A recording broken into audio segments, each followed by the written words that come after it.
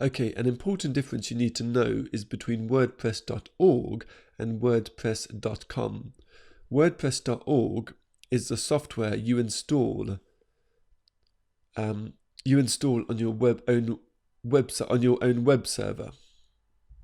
So basically, you download the software, you install it on your website, and you customize it and manage it.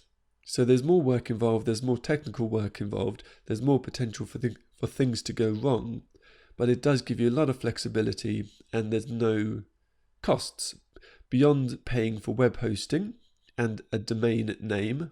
And if you're not familiar with what those are, we'll come to that in a later video.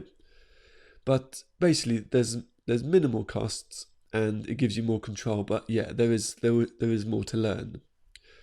Whereas, if you're not interested at all dealing with the technical aspects and are happy to pay for things to go a lot smoother for you, then there's WordPress.com. There's a free version where you end up with an address like this is my website .wordpress.com, which isn't great, but you don't want WordPress in the address if you can avoid it. So you can pay a bit extra to get rid of WordPress from the address. You can pay a bit more for more functionality and so on. So it makes things easier if you're prepared to pay.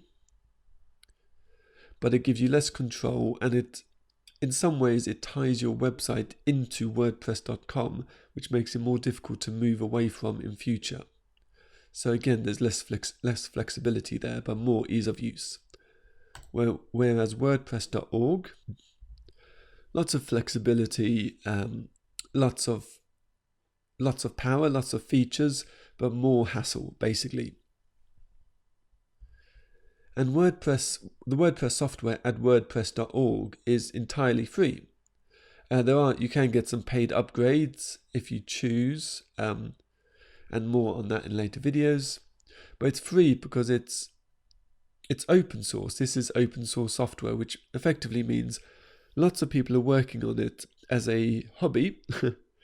But don't let the fact that it's a hobby fool you into thinking that it's low quality. A lot of people, even hundreds of people, thousands of people are working on WordPress to make it great. And a lot of people are very passionate about it. Tens of millions of websites run on WordPress, so it's very much proven. And I believe, in fact, WordPress.org is actually managed as a foundation, so run entirely on a non-profit basis. Okay.